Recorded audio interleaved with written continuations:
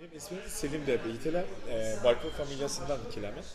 Benim eneyim Kırım Tatarlı, etiğim Kazan Tatarlı. Benim etiğimler Edinburgh'un avlusundan küçük gitkenler Türkiye'ye. Türkiye'den ben Türkiye'de doğdum, özlüğüm, İstanbul'da işleyeyim. Kendim inşaat mühendisiyim, civil engineer'deyim. Kazan'a bir kez var ama it's my first time to come here. Kazan'ı bir kere attım. Çok güzel Kazan gerçekten. Birçok kez gelmek istiyorum. Yani tekrar Türkiye'ye döndüğümde Kazan hakkında çok iyi şeyler söyleyeceğim. Çünkü Kazan yani bizim Kazan Tatarlarındaki bu birliktelik duygusunu gerçekten çok üst düzeyde olduğunu bu forumda görmüş bulunuyoruz. Bunu gerçekten biz ülkemizde de birçok insan anlatma çabası içerisinde olacağız. Forumda birçok tabii ki şey oldu, makaleler yayınlandı, birçok insan söyleşilere katıldı.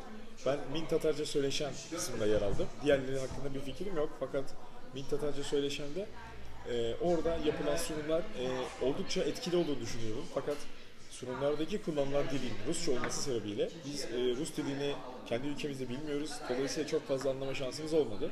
Ama zaman zaman uyardık. Dedik biz Rusça bilmiyoruz, bunu Tatarca söyleşin dediğimizde Tatarca'yı çevirdiklerinde anladık ve gerçekten Tatar dilini geliştirme adına atılan adımların etkili olabileceği konusunda bir ışık veriyordu bize. Biz eğer forumda bir katılımcı olmuş olsaydım, yani şu an delegat olarak bulunuyorum bunda, ama eğer bir konuşmacı veya bir sunum yapmış olacak olsaydım, Tatar dilini sosyal medya ile birlikte nasıl bir bağlantı kurabiliriz? Sosyal medya ile biliyorsunuz sosyal medyanın günümüzdeki gücü oldukça yüksek. Dolayısıyla bu yüksek gücü nasıl kullanabiliriz, nasıl daha faydalı hale getirebiliriz? Bunun üzerine birçok çalışma yapmak isterdim.